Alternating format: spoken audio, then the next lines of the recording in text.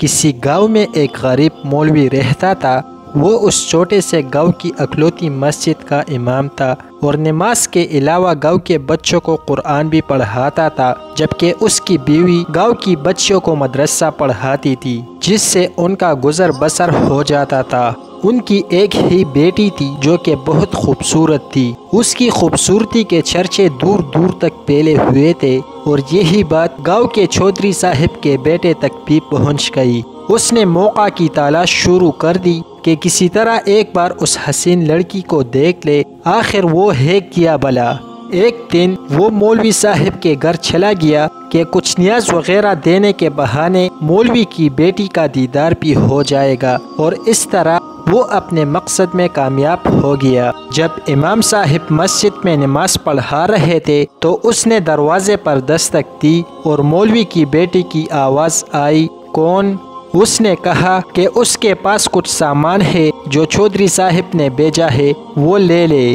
لڑکی نے کہا کہ آپ دروازے میں رکھتے، میں اٹھا لوں گی۔ اس نے سامان رکھا اور وہی انتظار کرنے لگا۔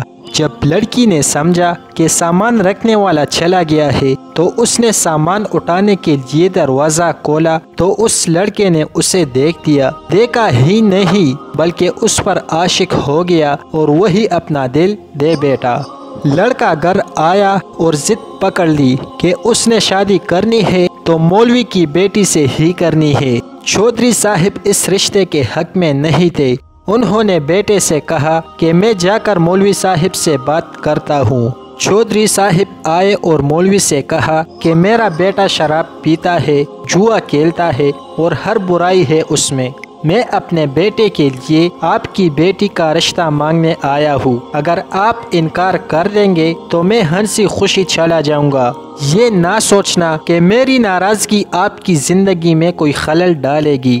اب ظاہر سی بات ہے مولوی صاحب نے انکار ہی کرنا تھا۔ چودھری صاحب گھر آئے اور بیٹے سے کہا کہ مولوی نے انکار کر دیا ہے اور اب دوبارہ کبھی اس گلی سے بھی نہ گزرنا۔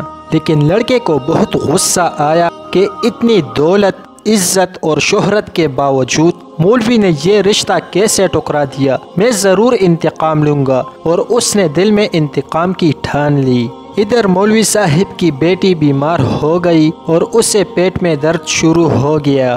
پہلے تو وہ گھریلو ٹوٹکوں سے علاج کرتے رہے، لیکن جب بیٹی کا پیٹ پھولنے لگا تو وہ گاؤں کے واحد حکیم کے پاس چلے گئے۔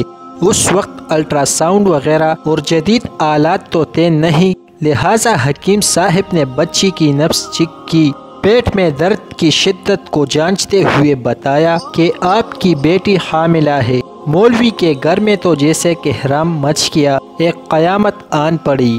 مولوی نے بیٹی کو خوب مارا پیٹا کہ کس کے ساتھ منہ کالا کروا آئی ہے، کس کا بچہ ہے تیرے پیٹ میں۔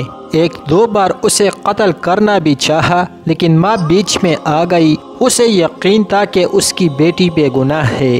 ان کی بیٹی بھی اس امتحان پر اللہ سے امید لگا کر بیٹھ گئی کہ اب کوئی معجزہ ہی اسے اس ناکردہ گناہ سے نکال سکتا ہے۔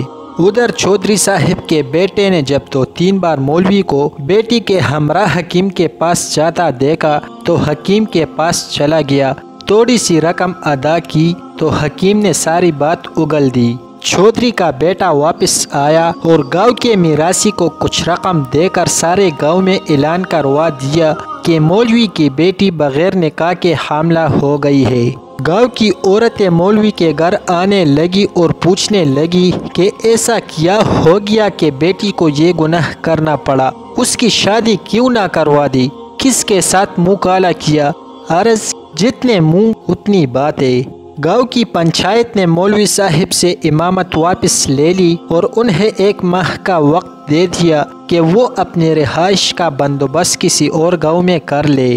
گاؤں والوں نے بھی اپنی بچیوں کو مولوی کی بیوی کے پاس بیچنا چھوڑ دیا۔ ہر طرف سے مولوی صاحب پریشانیوں میں گھیرے جا چکے تھے، انہیں کوئی راستہ دکھائی نہیں دے رہا تھا۔ ایک دن وہ پریشانی کے عالم میں بیٹھے تھے کہ دروازے پر دستک ہوئی۔ جا کر دروازہ کھولا تو سامنے ایک خوبرو نوجوان کھڑا تھا۔ اندر آنے کی اجازت طلب کی تو مولوی صاحب پریشانی کے عالم میں کچھ سوچنے لگا۔ لڑکا سمجھ گیا اور اپنا تعارف کروایا کہ میں آپ کا شاگرد، بچپن میں آپ سے قرآن پڑھا ہے، فلاں شخص کا بیٹا ہوں اور برابر والے گاؤں سے آیا ہوں۔ مولوی صاحب نے پہچان لیا اور اسے اندر لے آئے۔ اس نے اپنے آنے کا مقصد بتاتے ہوئے کہا کہ اسے معلوم ہوا ہے کہ آپ کی بیٹی کے ساتھ یہ ماجرا پیش آیا ہے۔ مزید بتایا کہ وہ شہر سے حکمت کا کورس مکمل کر کے آیا ہے اور گاؤں میں حکمت خانہ بنانے کا ارادہ رکھتا ہے، لیکن آتے ہی اسے اس بات کا علم ہوا تو اسے یقین نہیں آیا کہ یہ واقعہ سچ ہے، اور وہ اس کا راز معلوم کرنے پہنچ گیا۔ مولوی صاحب کو بھی کچھ امید سی نظر آنے لگی۔ اس لڑکے نے مولوی صاحب کی بیٹی کی نبض دیکھی، کچھ تفصیلات پوچھی اور پھر سوچتے ہوئے مولوی صاحب سے ایک بکرے اور ایک کتے کا بندوبست کرنے کو کہا، جبکہ لڑکی کو دن کا کھانا کھانے سے منع کیا اور بھوکا رہنے کو کہا۔ اس کی بات پر عمل کرنا پڑا۔ مولوی صاحب اور کرتے بھی کیا، ڈوبتے کو تنکے کا سہارا، رات تک سارا بندوبست کر دیا۔ لڑکے یعنی حکیم نے گاؤں کی کچھ معزز عورتوں کو بھی بلوا لیا اور ان سے بکرے کا گوشت پکانے کو کہا۔ جب گوشت پک چکا تو اس لڑکے نے لڑکی سے کہا کہ پیٹ بھر کر گوشت کھائے۔ لڑکی بھی صبح سے بھوکی تھی، جی بھر کر گوشت کھایا۔ جب لڑکی نے گوشت کھا لیا تو اس وقت تک محلے کے کچھ مزید لوگ بھی مولوی کے گھر کے باہر جمع ہونے شروع ہو گئے کہ یہ کیا ماجرا چل رہا ہے۔ اس لڑکے نے مولوی صاحب کی بیٹی کو بلوایا اور دوسرے کمرے میں لے گیا جہاں اس نے پہلے سے کتا ذبح کر کے رکھا ہوا تھا۔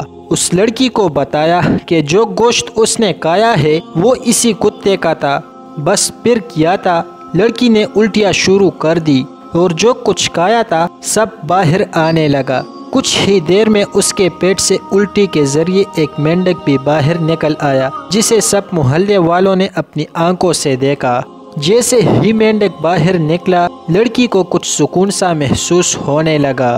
وہ لڑکا کہنے لگا کہ اس لڑکی نے کسی ندی یا دریا کا پانی پیا تھا۔ اس وقت چھوٹا سا مینڈک کا بچہ اس کے حلق کے ذریعے پیٹ تک جا پہنچا۔ جب وہ مینڈک کا بچہ بڑا ہوا تو اسے تکلیف شروع ہو گئی اور انفیکشن کی وجہ سے پیٹ بھی پھولنا شروع ہو گیا۔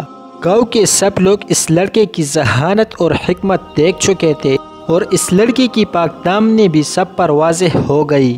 مولوی صاحب نے اس لڑکے کے اصرار پر اپنی بیٹی کی نکاح اس نوجوان سے کر دیا اور یوں وہ ہنسی خوشی اپنی زندگی بسر کرنے لگے۔